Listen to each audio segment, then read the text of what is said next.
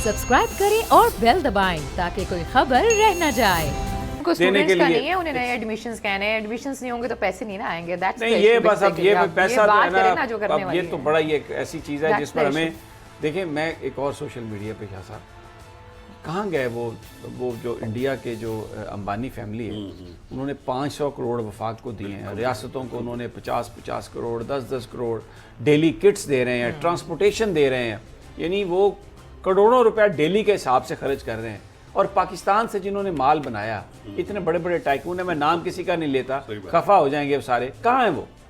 Banks लिए इन्होंने और बड़े बड़े नाम आते हैं, हमेशा ये वज़राए आज़म के साथ बैठते हैं। ये जहाँ भी इनको मीटिंग होती है, मैं किसी का नाम नहीं लेता इसलिए कि ऐसा लगेगा जैसे मैं कोई कैंपेन कर रहा हूँ, लेकिन एक सवाल तो है ना, अफसोसनाक है। ये वक्त है में नजर आते हैं, कहाँ गए वो सारे लोग, कहाँ गए वो सारे बड़े बड़े लोग जो इतने जिन्होंने अरबों बनाए हैं, जिनकी दौलत इतनी है कि खुद शायद उन्हें नहीं पता।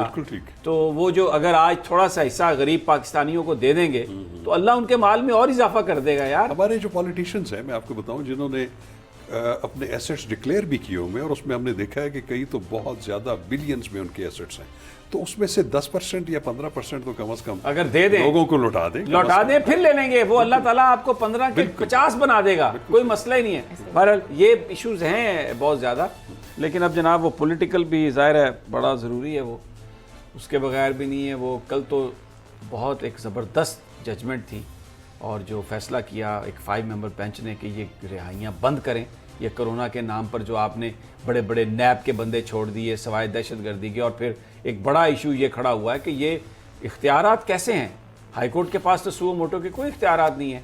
और ये काजी अमीन साहब ने भी कल ये कहा, चीफ जस्टिस साहब के ये रिमार्क्स थे कि हालात अगर बुरे हों तो इसका क्या मतलब है कि आप इख्तियारात से बाहर हो जाएं। इटली का भी उन्होंने हवाला दिया कि वहाँ पर तो किसी ने क्रिमिनल्स को नहीं छोड़ा, इतनी ज़्यादा उनकी तादाद है।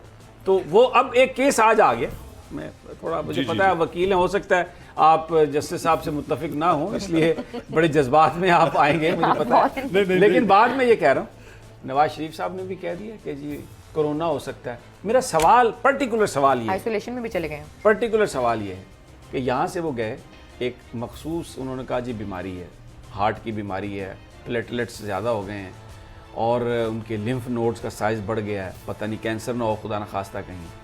कोई 6 महीने हो गए गए हुए, 4.5 महीने 6 महीने, कोई उनका टेस्ट नहीं हुआ, कोई सर्जरी नहीं हुई, कोई बायोप्सी नहीं हुई, और अब वो कह रहे हैं कि कोरोना की वजह से मैं नहीं आ सकता। तो जमानत के लिए ये वैलिड ग्राउंड है?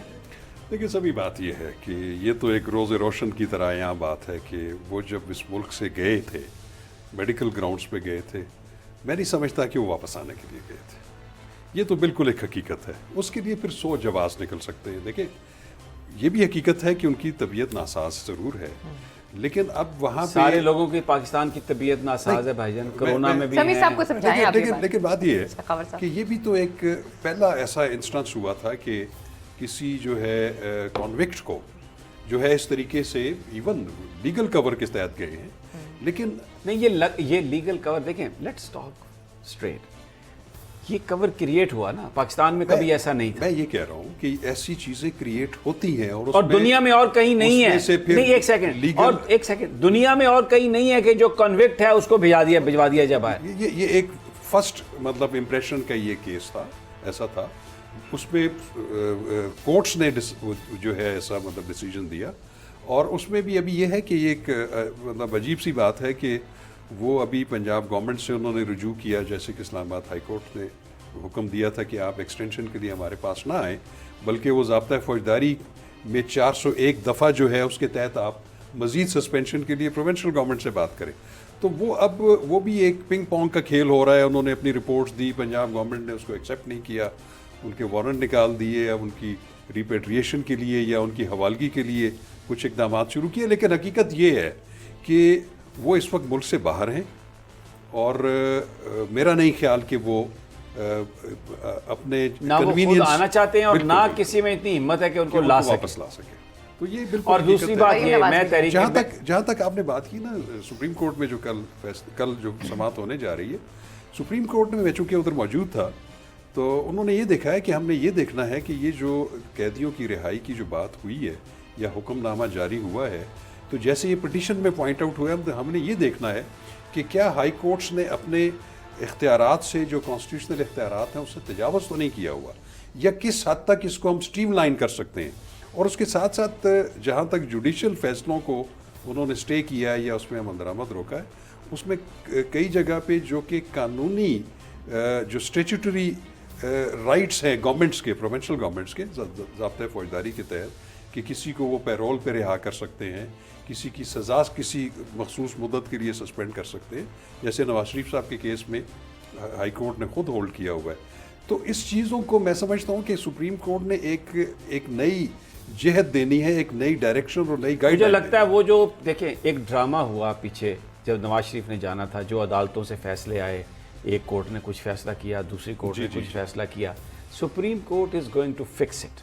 مطلب وہ اس لیے کہ یہ رہنما اصول بنانے میرے خیال میں سپریم کورٹ نہیں, نیا اصول نہیں ہوگا. میرا خیال ہے رہنما اصول, میرا اپنا خیال یہ ہے کہ جو ہائی کورٹس نے کیا وہ تجاوز تھا, اور سپریم کورٹ نے اس کا نوٹس لے لیا. میں سمجھتا ہوں کہ آرگیویبل میٹر ہے. کچھ چیزوں میں ہائی کورٹس نے, میں سمجھتا ہوں کہ جب اصلی پکچر جب سپریم کورٹ کے سامنے لائی جائے گی تو ہو سکتا ہے کہ ہائی کورٹ کے بہت سارے فیصلے جو ہیں جو انہوں نے کیے ہیں ان کو انڈورس بھی کیا جا سکتا ہے. تو اس لیے میں سمجھتا ہوں کہ سپریم کورٹ نے ابھی کوئی ایسی رائے قائم نہیں کی, ایک لیگل انہوں نے اوپن رکھا ہوا ہے تمام چیزوں. ایک میں کہتا ہوں رائے تو قائم نہیں کی, لیکن انہیں کچھ محسوس ہوا جو فوری طور پر انہوں نے ہر چیز کو روک دیا. آف کورس دیکھیں نا, انہوں نے محسوس ہوا, اور میں بھی یہی بات کر رہا ہوں کہ ہم نے بھی وہ محسوس کیا. اب ڈیفینیٹلی جو ہائی کورٹس ہیں وہ بھی آئین اور قانون کے مطابق کام کرتی ہیں, فیصلہ کرتی ہیں. ہم یہاں پر کوئی شبہات کریٹ کرنے کے لیے نہیں بیٹھے, لیکن یہ ایک لیگل, ایک ویلڈ لیگل پوائنٹ ہے جس کو جو تب بھی اٹھایا گیا, اور اب سپریم کورٹ اس کو ایڈریس کرنے جا رہی ہے. کیونکہ دیکھیں سیٹرڈے کو نہیں لگتی تھی ہائی کورٹ, لگا دی گئی, ریلیف دے دیا گیا. پھر اس کے بعد اب یہ بہت ساری چیزیں آئیں, اب سپریم کورٹ کے سامنے آئیں گی ساری یہ چیزیں. ڈیفینیٹلی دیکھیں سپریم کورٹ تو فائنل کورٹ جو ہے, جو سب سے سپیریئر کورٹ ہے, اور انہوں نے اور پھر یہ جو 5 ممبر بینچ تھا, دیکھیں میں آپ کو بتاؤں, جسٹس گلزار اس کو سربراہی کر رہے تھے, جناب جسٹس اعجاز الحسن صاحب, جناب جسٹس نہیں, اس میں جسٹس عمر عطا بندیال ہیں, جسٹس فائز وہ ہیں آپ کے میاں خیل صاحب ہیں, جسٹس مظہر عالم میاں خیل ہیں, اور جسٹس سجاد علی شاہ ہیں, اور جسٹس قاضی محمد امین صاحب ہیں, قاضی امین صاحب. ان لوگوں نے جو یہ 4-5 جو ججز ہیں, نہیں ڈیفینیٹلی یہ وہ ججز ہیں جن کی جو انٹیگریٹی ہے. آف کورس وہ سپریم کورٹ کے ججز ہیں, اس سے زیادہ میں سمجھتا ہوں کہ اور کیا ہو سکتا ہے کہ وہ اتنے بڑے انصاف کے مطلب اتنے ایوانوں میں بیٹھے ہیں, تو وہ یہ مجھے بتائیے پہلے تو یہ بتائیے کہ یہ جو ضمانت کا کیس ہے نواز شریف صاحب کا, سپریم کورٹ کا یہ جو فیصلہ ہے یہ ان پر اثر انداز ہوتا ہے یا بالکل؟ کیونکہ انہوں نے کہا ہے کہ کوئی بھی جو کرونا کی بنیاد پر یہ جو فیصلے آپ ہیں وہ سارے سسپینڈڈ. نہیں, وہ تو میرے خیال میں نواز شریف صاحب کی حد تک تو کوئی ایسا فیصلہ آج کل تو نہیں آیا. انہوں نے روک دیا نا کہ کرونا کی بنیاد پر کوئی فیصلہ ہی نہ کرے. نہیں, وہ ڈیفینیٹلی وہ کل تک تو وہ ایک ریسٹینڈنگ آرڈر ہے, وہ کل سے اس کی سماعت جو ہے میرا خیال ہے روزانہ کی بنیاد پہ شروع ہوگی, اور وہ جلد کسی نتیجے پہ نکل آئیں گے. یعنی کہ اس کا کوئی امپیکٹ نہیں ہوگا نواز شریف صاحب پہ؟ میرا خیال ہے کہ اس پہ ایز سچ کوئی امپیکٹ ہونے نہیں جا رہا ہے. آپ کا یہ خیال ہے کہ نہیں ہوگا؟ چلیں پھر تو یہ اچھی بات ہے ان کے لیے. میں تو یہ سوچ رہا تھا کہ, لیکن یہ کچھ سمجھ میں آتی ہے بات کہ گئے تو وہ کسی اور وجہ سے تھے, اب کہتے ہیں کرونا کی وجہ سے نہیں آؤں گا. اس کا ریزن ہے نا, دیکھیں ان کی میڈیکل جو رپورٹس آ رہی ہیں, میرا خیال میں بڑی کلیئر کٹ انداز میں بات کر دی ہے کہ وہ کہتے ہیں وہ جانے کے لیے جو ہے آنے کے لیے نہیں گئے تھے. شہباز شریف صاحب کو گارنٹی ہے نا, شہباز شریف صاحب تو دیکھیں ان کا تو اپوزیشن لیڈر ہیں, ان کا ایک پولیٹیکل رول بنتا ہے. وہ اپنی کنوینئنس کے مطابق باہر رہے ہیں, جب انہوں نے مناسب سمجھا واپس آ گئے. اپنی کنوینئنس کے مطابق رہے ہیں, کسی اور کی کنوینئنس کے مطابق رہے ہیں. بہت سارے معاملات ہوتے ہیں جو کہ درپردہ بھی چل رہے ہوتے ہیں, بہت ساری چیزیں انہوں نے بھیج دیا ہے کہ یہ دیکھیں میرا ریپرزینٹیٹیو ہے وہاں پہ شہباز شریف. یہ اسی لیے آئے ہیں شہباز صاحب. ہاں, اور کس لیے آئے ہیں؟ دیکھیں نا, پیچھے ایک گیپ پڑ گیا تھا بہت زیادہ. ایک وہ سمجھ رہے تھے شاید کہ ان کا جو ایک پولیٹیکل رول اس میں بنتا ہے, اگر وہ نہیں آئیں گے تو وہ پھر ظاہر ہے ایرریلیونٹ ہو جائیں گے. تو انہوں نے مناسب سمجھا کہ میں اس موقع پہ جاؤں, اور اب تو یہ لگ رہا ہے سمی کہ ایک پیرالل گورنمنٹ جو ہے وہ قائم ہو چکی ہے. مطلب میاں شہباز شریف صاحب روزانہ ایک ویڈیو لنک کے اوپر بڑی بھرپور قسم کی جو ہے ایک پریس کانفرنس کرتے ہیں یا پیغام دیتے ہیں. گورنمنٹ تو کیسے ہوئی پھر, بس ایک بیان کی حد تک ہی ہے. لیکن وہ میں آپ کو جو تاثر مل رہا ہے وہ یہ ہے, مجھے یاد آ رہا ہے ہمارے دیکھیں نا, اب ایک خاص بات یہ ہے, دیکھیں انہوں نے ویڈیو لنک پہ दो गवर्नमेंट से तो बात की उन्होंने, देखें गिलगित बल्तिस्तान में उनकी गवर्नमेंट है, आज़ाद कश्मीर में उनकी गवर्नमेंट है, तो वो इस वक्त एक अपने आप को पोर्ट्रे कर रहे हैं कि वो एक पैरेलली एक सिस्टम जो है या वो उसको बुला लिया नैब ने उन्हें।